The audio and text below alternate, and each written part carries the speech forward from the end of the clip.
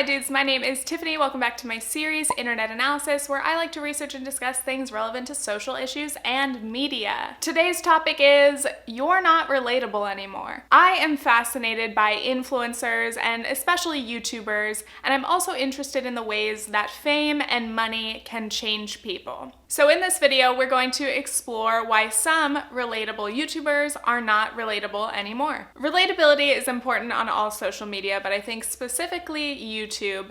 YouTube became popular and has been popular because it's different from celebrity culture. We look at celebrities and marvel at how amazing their lives are, but they're different than us. They don't seem just like us, except when they don't wear makeup. But part of the appeal of YouTube is this relatable element, because a lot of times when we watch creators, we tend to feel like we could be friends with them. Typically, before a YouTuber gets big, they film in their bedroom. You know, they're just a regular average person. Maybe they go to school, maybe they have another job, and they just happen to also have a YouTube channel. As a fan, it's exciting to be an early subscriber of someone because you can watch them grow and become more successful and feel really personally proud of them. But at a point, many YouTubers lose their relatability and begin to alienate their audience. Here's a meme I got sent by one of my Instagram followers, which is just extremely relevant. Let's start with relatable content. I think the peak of broadly relatable content was pretty much 2013 to 2016. That was the era of those high saturation, very colorful videos. And the relatable topics that they featured included school things, hairstyles, meal ideas, DIYs, morning routines, life hacks. These topics are pretty much 100% uncontroversial. They appeal to the masses, and they target a demographic which is usually girls aged about 10 to 15. My Life as Ava was definitely one of the biggest creators in this category. She made expectation versus reality gems such as this.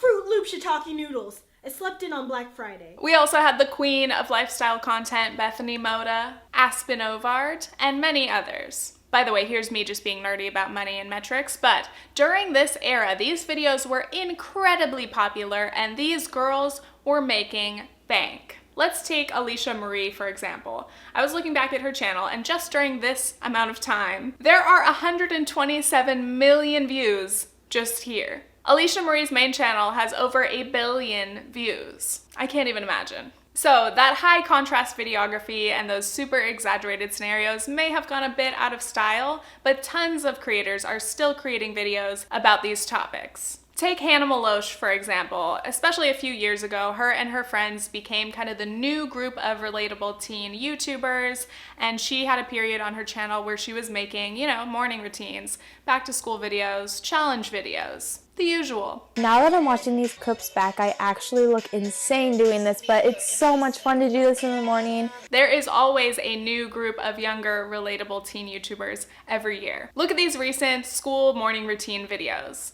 I was shocked to see that the titles and thumbnails are almost exactly the same. Clearly there's a certain style and aesthetic that is very appealing to this age group, but it's just crazy to see it that similar. Then again, if you look back on those other thumbnails, those are probably all the same too. Anyway, it's not surprising that a lot of audiences want age-appropriate, specific, relevant content. If you are a college student, you would probably like to watch and be able to relate to YouTubers who are in college. Catherine graduated years ago, but if you're interested in early career content, San Francisco content, check out her recent videos. Making relatable videos is very smart strategically because obviously you're going to attract an audience that is probably similar to you and is more likely to subscribe and end up liking you and your personality and your other videos. So from what I've seen, after a while of making these very broadly relatable videos, creators get more popular, but then they stop making those types of videos. Their videos start to be more about their life and them as a person,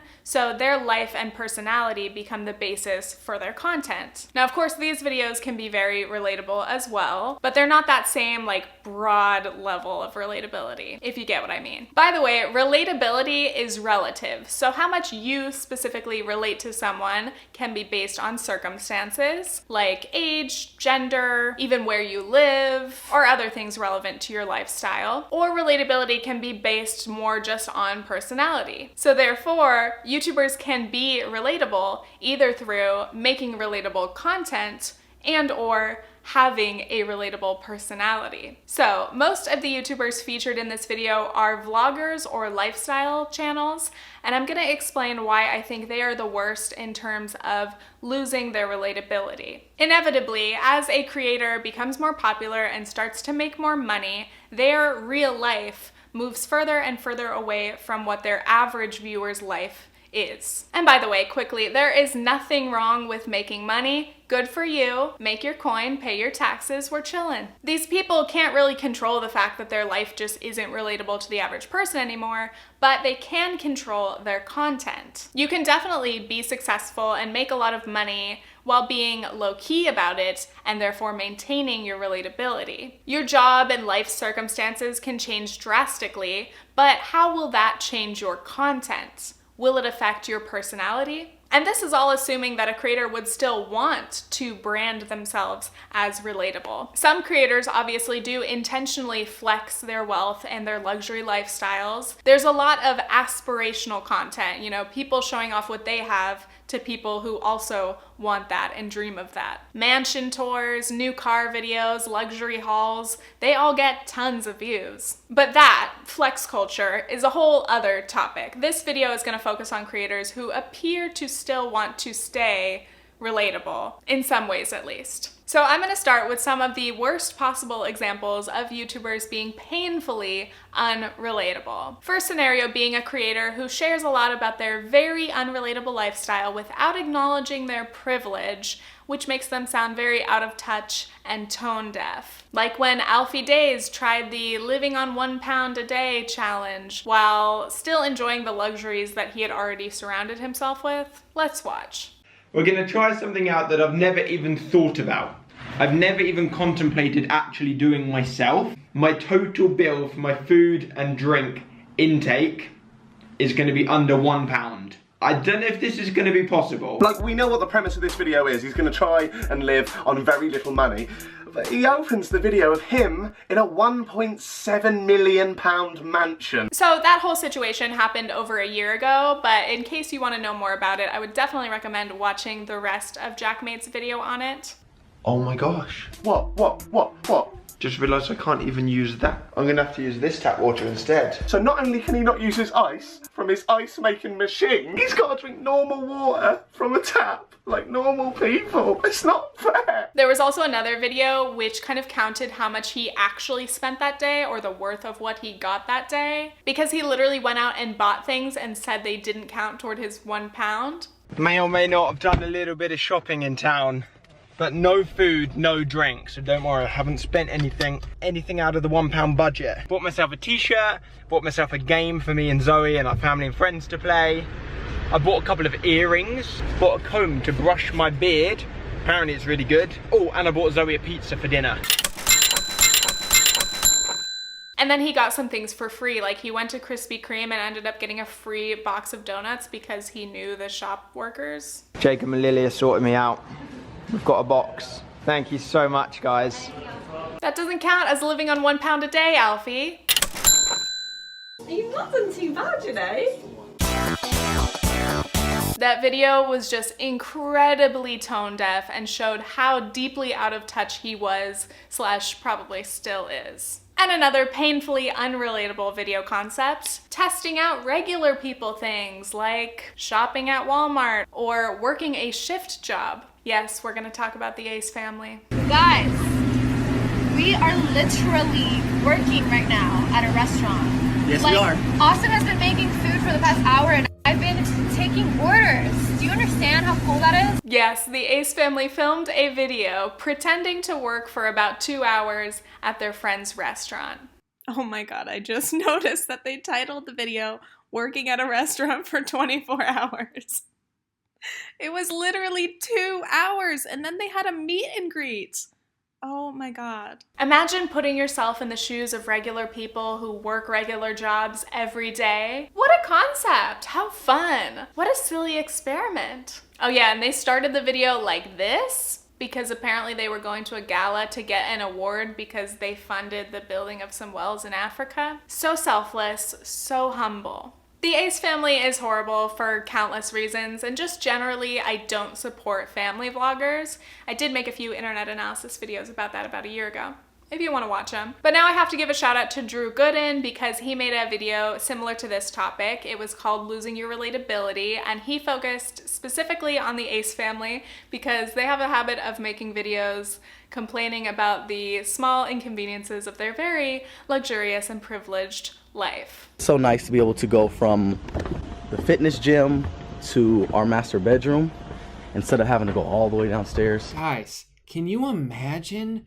how difficult that must have been for them? Thank God they made it out of that hellhole. From the fitness gym to our master bedroom, so it's easy access. We don't have to go all the way downstairs and back upstairs. And I think that's something we all can relate to, right? When your fully functioning home gym is all the way downstairs, but your room is upstairs, so you gotta walk. Like, these aren't problems that real people have. Rich vloggers are not relatable. Okay, let's talk about vlogging. Some of my creator friends vlog and I watch their videos. Shouts out to Carrie, Megan, Haley, Blay. But generally, if someone's main content is like daily vlogging, that is just not my thing. Here's a little rant about why. I just think the act of vlogging too often can be too personal, and it definitely opens creators up to judgment and criticism about like every element of their life and their relationships. With YouTube, the more you are willing to share about yourself, the more money you can potentially make. So it's tempting,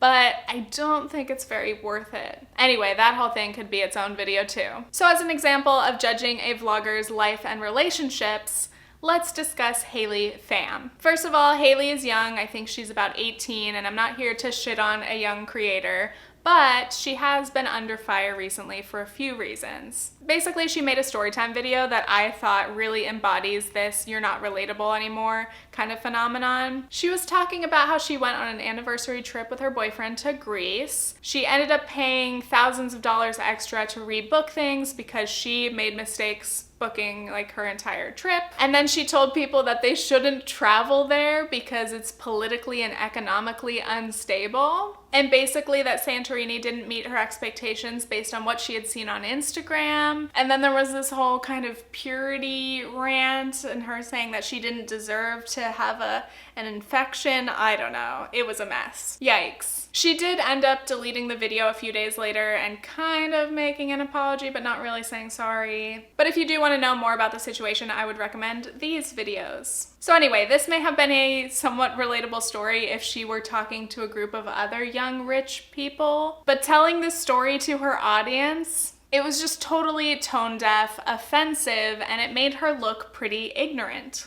Ugh, isn't it so annoying when you have to waste an extra $10,000 on vacation? This would not happen to most people. Spending an extra $10,000 wouldn't be an annoyance. It wouldn't be possible at all. Anyway, Haley's been very successful in the past few years, and she is dating another YouTuber named Ryan Trahan. They have a couple vlog channel together called The Trey Family, and they just bought a house together. A young couple that's been dating about a year, just bought a mansion together. Not relatable. No. Buying a house generally can be a great investment, but I don't think most people would recommend that you make that investment with the person you've been in a relationship with for a year when you're only 18 years old. The thing is, they have been documenting this whole process. And people typically like that kind of content. They like, house hunting videos. They like moving in vlogs. But the actual videos, based on the comments I saw, have kind of made them seem a little bit unlikable, or again, at the very least, extremely unrelatable. So again, that goes back to my point. The more content that you make about certain aspects of your life,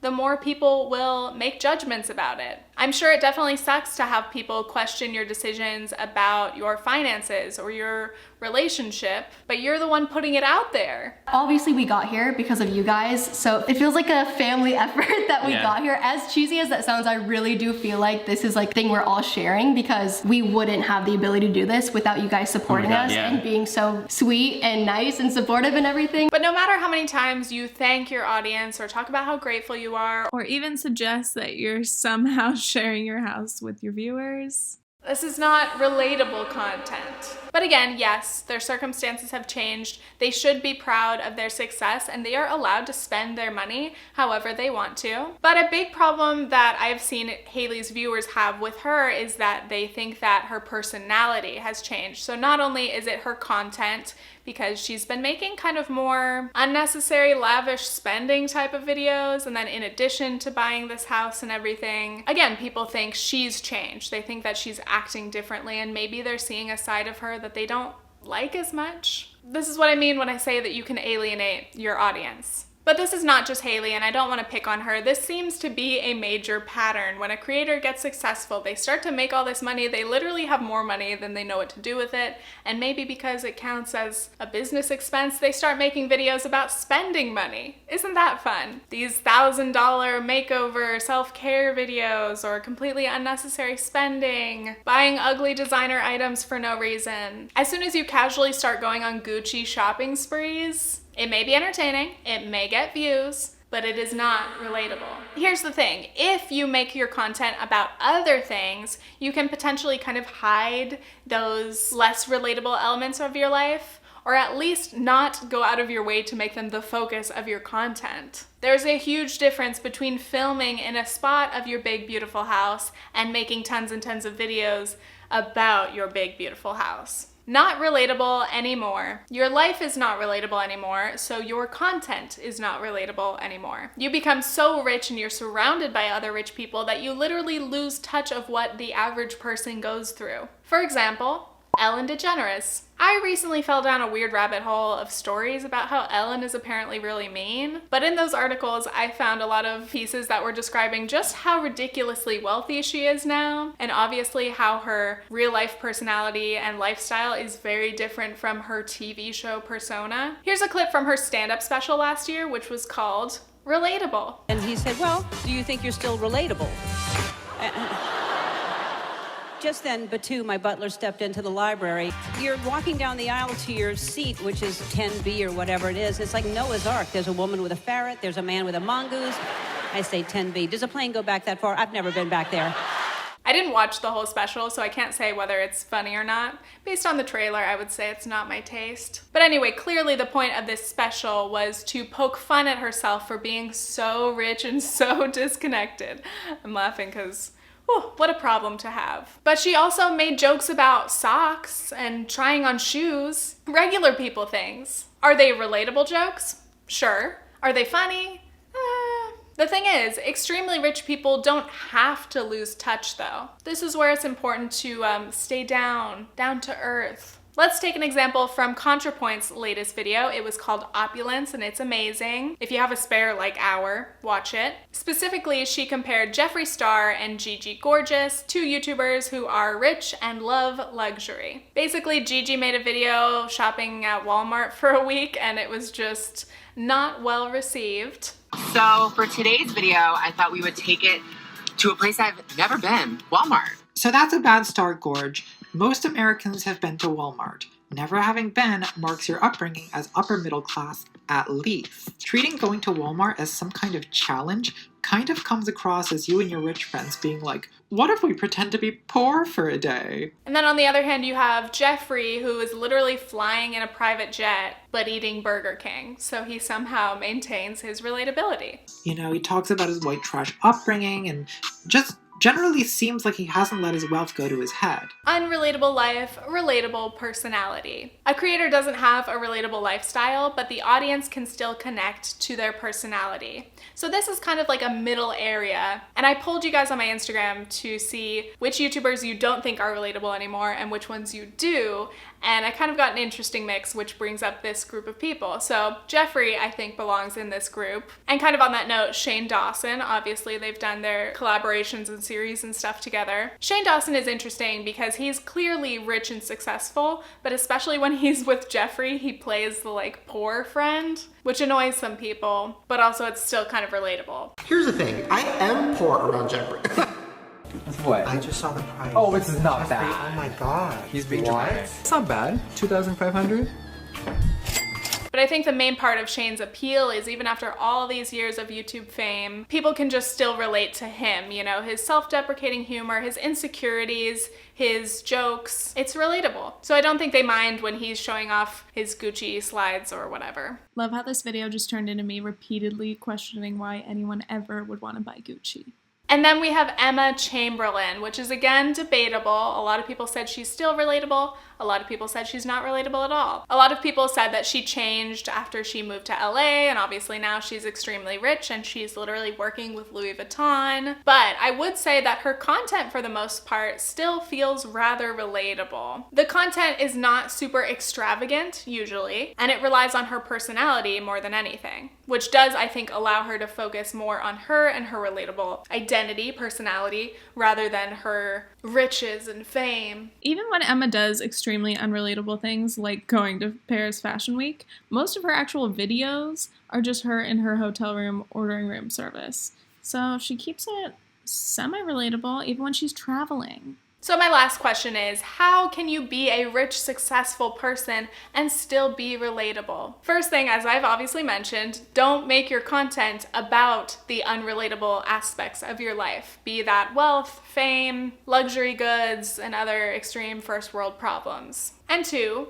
don't let your wealth and fame change your personality, at least on camera. So back to Drew Gooden's video, he cited Jenna Marbles as a YouTuber who has clearly been very, very successful, made a lot of money, has a beautiful house, and she has still maintained her relatability. Of course, she's like one of the most down-to-earth YouTubers because she doesn't show off any of her money, she doesn't brag about her success, and she's making the weirdest content on this website, and we are here for it. Here are some other YouTubers that I think fall into this category, to name a few. Safiya Nygaard, Cody and Noel Miller, Joana Ceddia. These are all very, very successful YouTubers who have no doubt made a lot of money in their day, but they just keep doing their thing and they don't flex.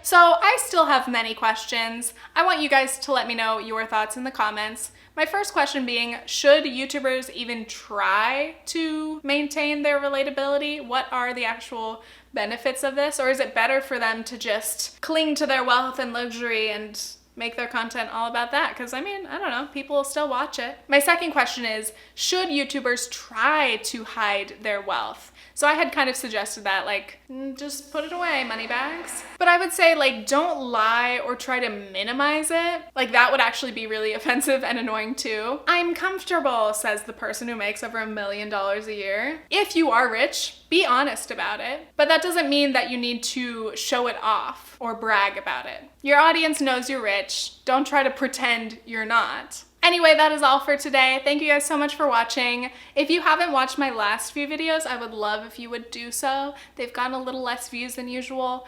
I don't know if they're just less relatable topics or maybe just less interesting. You can also follow me on Instagram for some mediocre pics. You can follow me on Twitter for political tweets and occasional memes. And please subscribe. At this moment, I am very, very close to almost 300,000 subscribers, and I'm so excited. So thank you so much. I hope you guys enjoyed this video.